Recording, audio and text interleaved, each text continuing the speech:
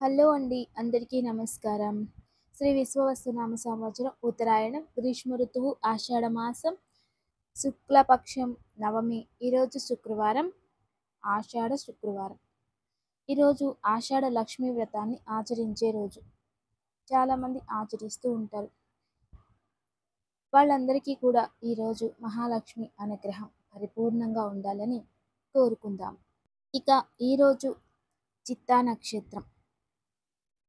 ఇది శుక్రవారం. ఈరోజు మనం ఓం లక్ష్మీనారాయణాయ నమః అనే మహామంత్రాన్ని జపించాలి. ఈ మంత్రాన్ని జపించడం వలన ఈరోజు లక్ష్మీ అనుగ్రహం ప్రాప్తిస్తుంది. అంతేకాదు, లక్ష్మీనారాయణ అనుగ్రహం కూడా ప్రాప్తిస్తుంది. లక్ష్మీనారాయణులు ఎక్కడ ఉంటారో అక్కడ సిరి సంపదలు ఉంటాయి. లక్ష్మి ఎక్కడ ఉంటారో అక్కడ నారాయణుడు ఉంటాడు.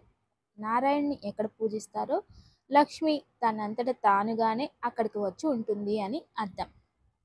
ఈ లక్ష్మీ నారాయణులని ఇద్దరిని కూడా శుక్రవారం రోజు జపించడం వలన మన ఆరోగ్యం, మానసిక స్థితి, ముఖంలో తేజస్సు అన్నీ ప్రాప్తిస్తాయి. చాలా విశేషం. లక్ష్మి అనేది చాలా విశేషం. లక్ష్మీ శ్రద్ధ, నారాయణ అనేది సత్యం. ఈ రెండు మీ హృదయంలో ఉంటే ఇక భగవంతుని అనుగ్రహం సర్వదా మీపై ఉంటుంది. కాబట్టి భక్తిపూర్వకంగా ఈరోజు అందరూ కూడా లక్ష్మీనారాయణాయ నమః అనే నామాన్ని జపించాలి. ఇక ఈరోజు మంచి మాట.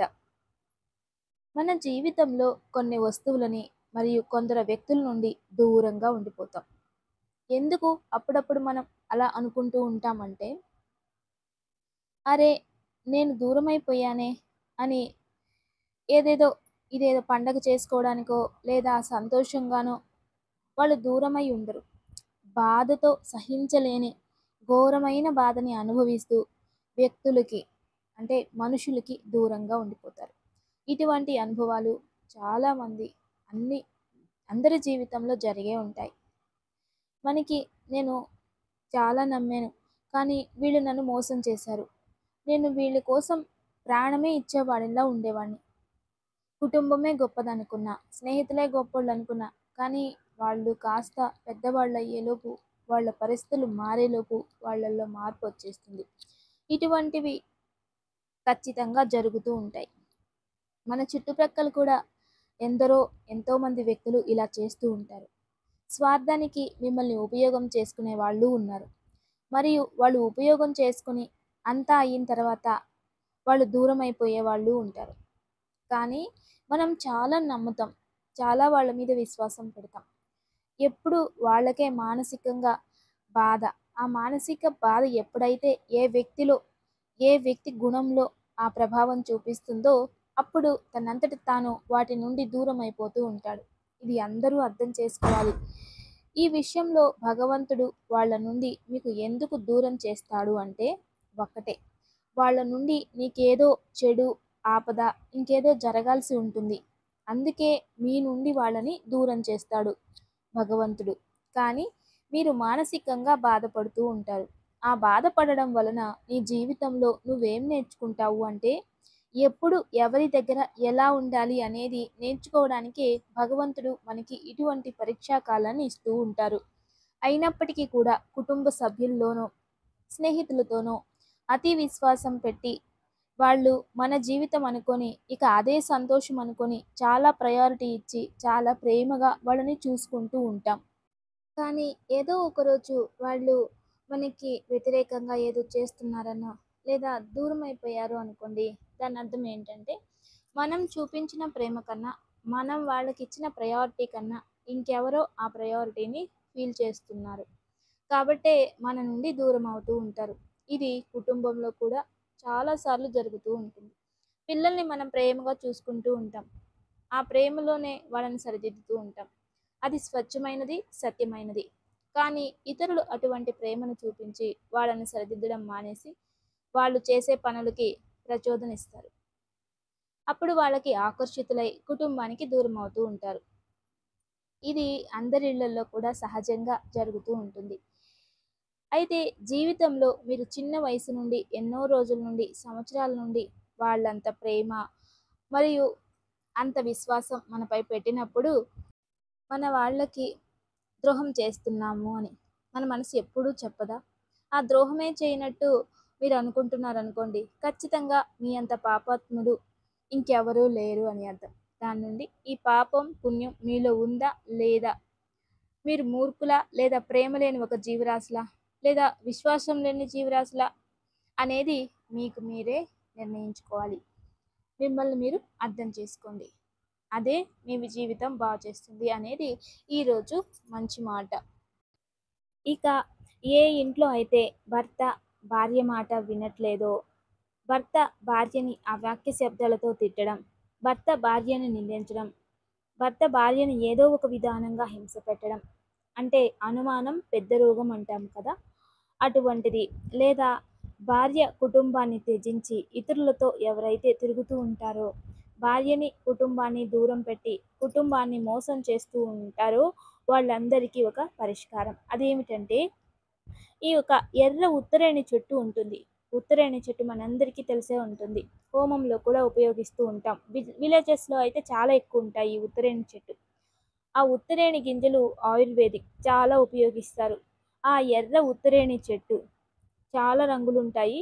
కానీ ఎర్ర ఉత్తరేణి చెట్టుకి కాస్త ముళ్ళు ఎక్కువగా ఉంటాయి దానికి అంతే. ఆ ఉత్తరేణి పూలని మీరు కొన్ని దొరికితే రోజు తీసుకొచ్చి చిన్నగా డబ్బాలో పెట్టుకోవాలి. పెట్టుకొని అది ఎండిపోయినా పర్వాలేదు, దానిలోకి వేసుకుంటూ ఉండాలి ఆ పూలని.